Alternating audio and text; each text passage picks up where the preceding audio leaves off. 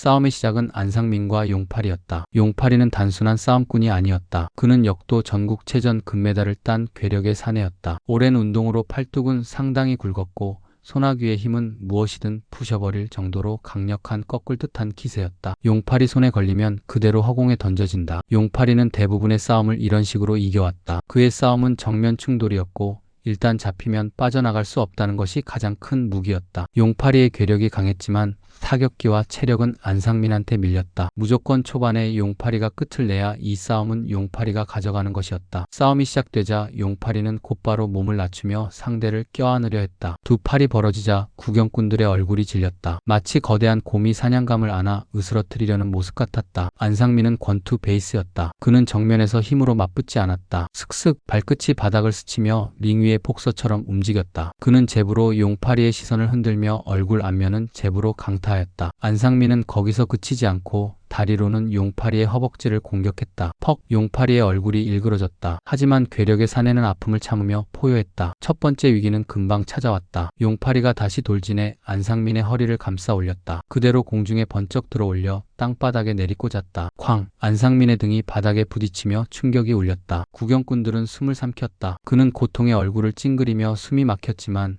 이를 악물고 몸을 굴려 일어섰다. 안상민이 땅에 박히는 순간에 낙법을 한 것이었다. 이것은 수많은 경험과 훈련의 반복의 결과였다. 그리고 안상민도 용팔이보다는 아니었지만 괴력의 소유자였기에 버틸 수 있었다. 안상민은 곧장 잽과 스트레이트로 반격했다. 얼굴을 향한 연타가 들어가자 용팔이의 머리가 몇 차례 흔들렸다. 그러나 용팔이는 미동도 없이 버텼다. 그는 다시 팔을 휘둘러 안상민을 붙잡았다. 이번엔 옆으로 던졌다. 안상민의 몸이 허공을 그리며 구석에 부딪혔다. 쾅! 관중들 사이에서 끝난 거 아니냐?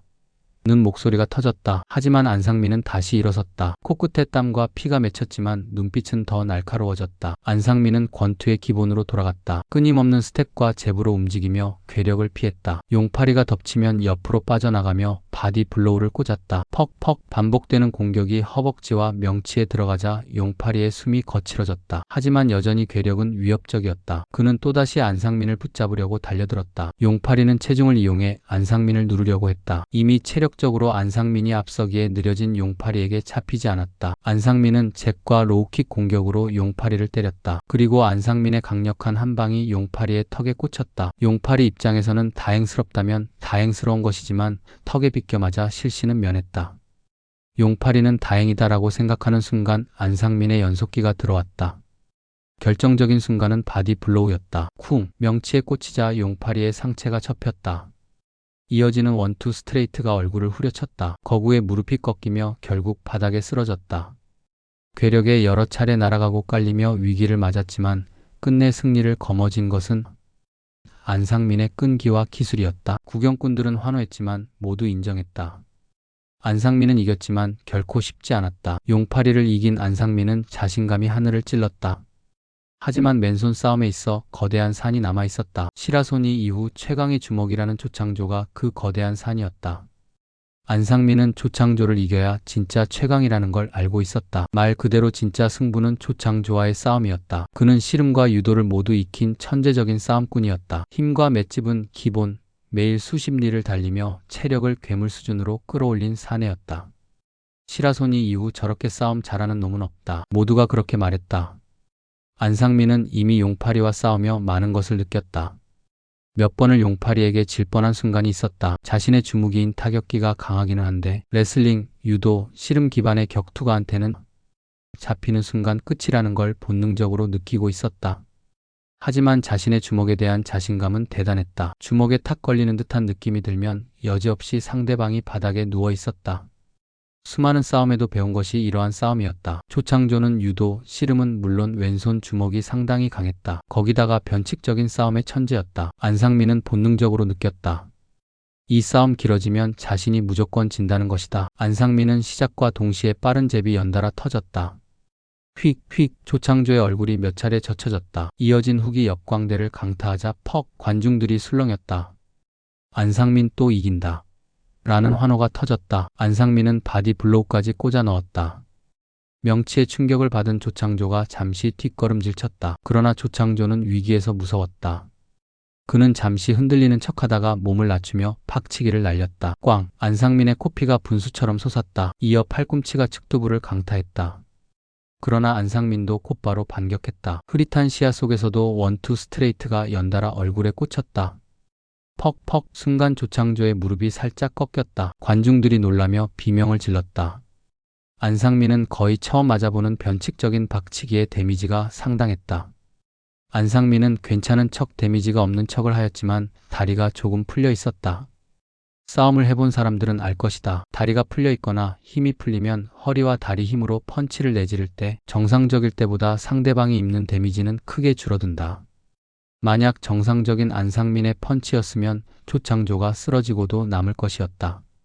하지만 이 길거리 싸움은 변칙적으로 흘러갔다. 변칙적인 싸움은 조창조의 영역이었다. 박치기, 눈찌르기, 급소치기 등등 조창조의 기술은 많았다.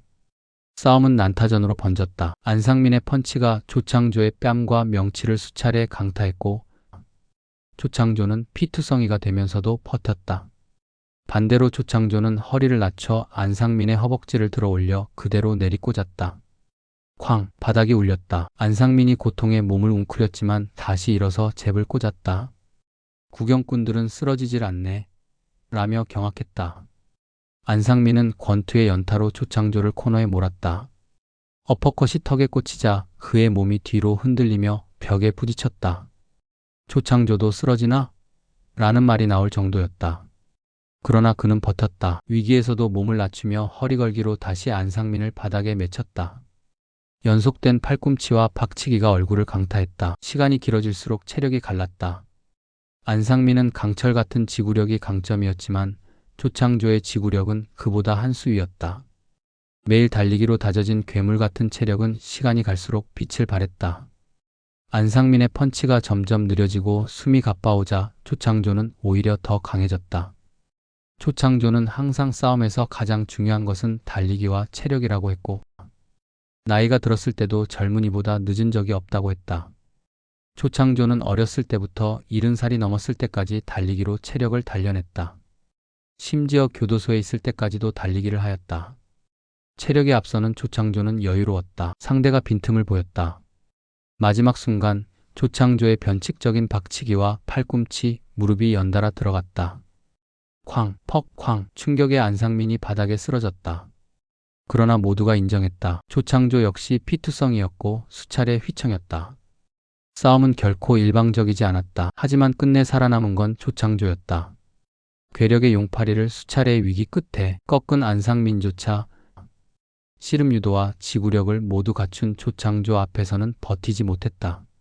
최강자는 결국 조창조였다. 이 말이 싸움꾼들 사이에서 굳어졌다.